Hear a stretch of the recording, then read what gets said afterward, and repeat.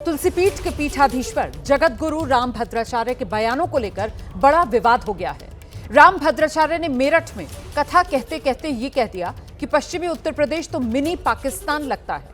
अब इस बयान पर मुस्लिम धर्मगुरु और बीजेपी के विरोधी सवाल उठा रहे हैं।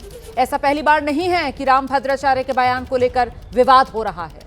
आप भी देखिए उनके मिनी पाकिस्तान वाले बयान पर किस तरह हंगामा हो रहा है। संत का बयान, विवादों का तूफान।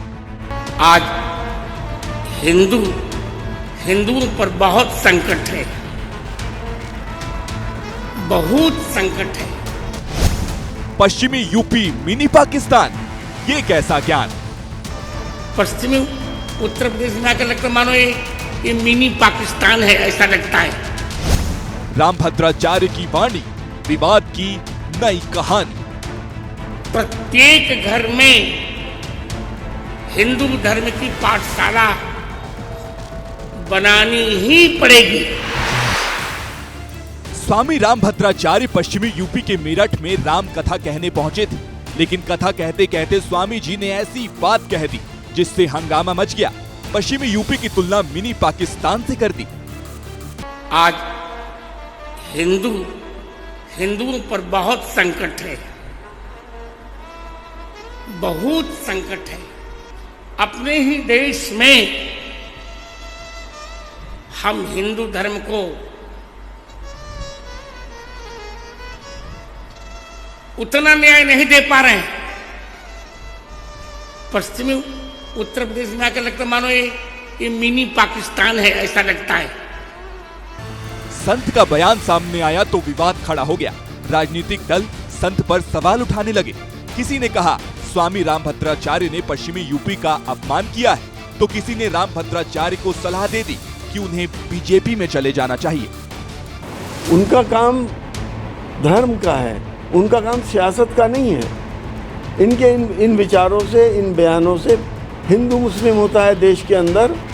रामभद्राचार्य जी, आपके लिए तो वसुधैव कुटुंबकम वाली बात होनी चाहिए, और आप भारत, पाकिस्तान, मिनी पाकिस्तान जैसे राजनीतिक और ओछे बयान दे रहे हैं।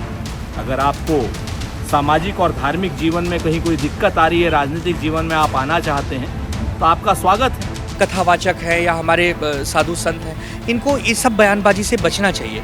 पश्चिमी उत्तर प्रदेश हो चाहे पूर्वी उत्तर प्रदेश हो, हर जगह मुसलमान भी रहते हैं, हर जगह हिंदू भी रहते हैं। ये अलग बात है, कहीं संख्या ज़्यादा है, कहीं कम है, लेकिन ये देश सभी का है। संत के बयान और उस पर शुरू हुई सियासत के बीच बीजेपी रामभद्राचार्य के समर्थन में खड़ी नजर आ रही है।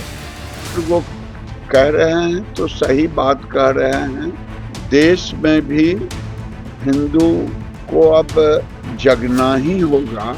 जो डेमोग्राफी का परिवर्तन है किसी भी देश में, उस देश के जो सांस्कृतिक विरासत है उनके लिए सबसे बड़ा खतरा बनता है। और मैं समझता हूँ यहाँ हिंदू और मुसलमान दोनों को बराबर से रहने का अधिकार है।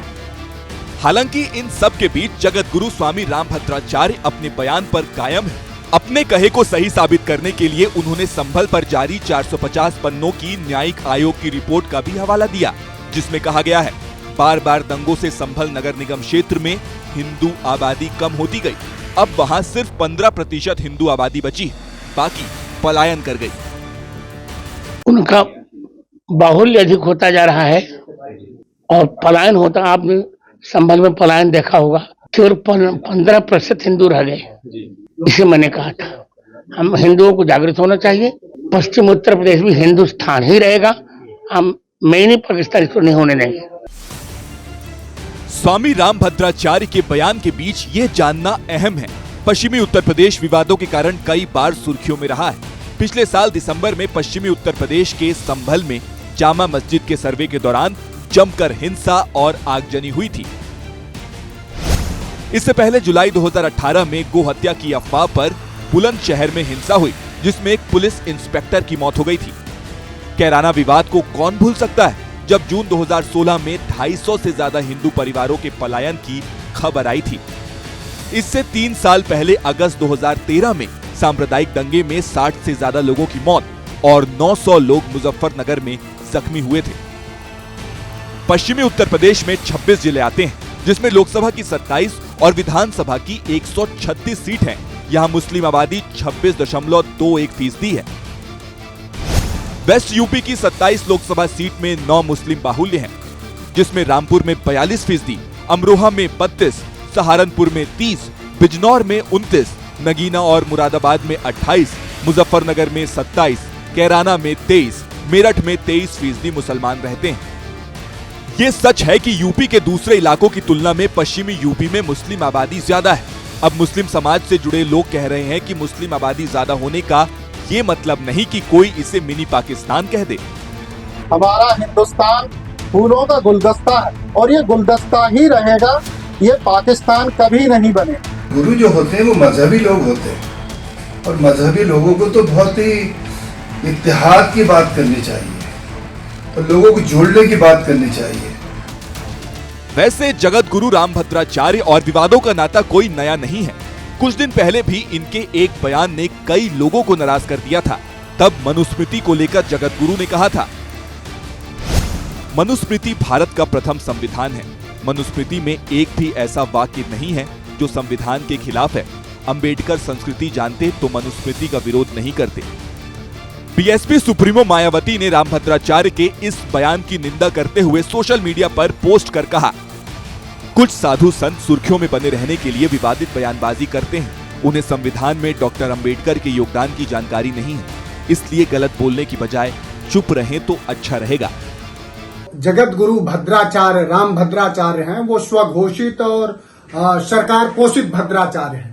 वो कोई जनमानस के, भारतीय लोकतंत्र के, भारतीय बहुजनों के, दलितों के, वंचितों के, आदिवासियों के और संवैधानिक भद्राचार्य नहीं है।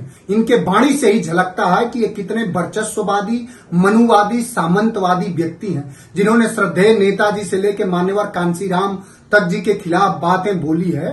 तो ऐसे संतों का बहिष्कार करना चाहिए और ऐसे संत इस देश के लिए, मानवता के लिए, लोकतंत्र के लिए घातक संत हैं। स्वामी जगत गुरु रामभद्राचार्य के कुछ और बयान भी इससे पहले सुर्खियां बटोर चुके हैं। पिछले महीने जगत गुरु रामभद्राचार्य ने संत प्रेमानंद महाराज को लेकर विवादित टिप्पणी कर दी थी। रामभद्राचार्य ने प्रेमानंद महाराज को लेकर कहा था, वो ना तो विद्वान हैं और ना ही चमत्कारी, बल्कि एक बालक जैसे हैं। अगर उनमें शक्ति है तो संस्कृत का एक अक्षर बोलकर या श्लोक का अर्थ समझाकर दिखाएं।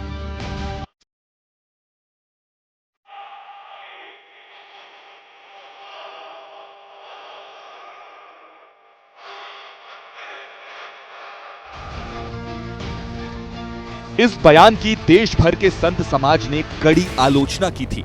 पिछले साल अक्टूबर में जगत गुरु रामभद्राचार्य पर मुलायम सिंह यादव, काशीराम और एक जाति विशेष पर विवादित टिप्पणी करने का आरोप लगा था। रामभद्राचार्य पर आरोप था, उन्होंने कहा था, जो लोग जय श्री राम नहीं बोलते वो एक खास जाति के हैं। संतों के बयानों में संयम, शालीनता, सत्य, समर्पण होना चाहिए, लेकिन इन दिनों कई संत ऐसे बयान दे रहे हैं जिससे पखेड़ा खड़ा हो रहा है।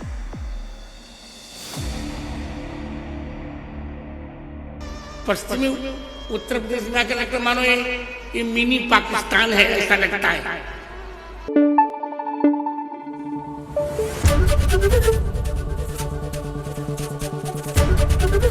एबीपी न्यूज आपको रखे आगे।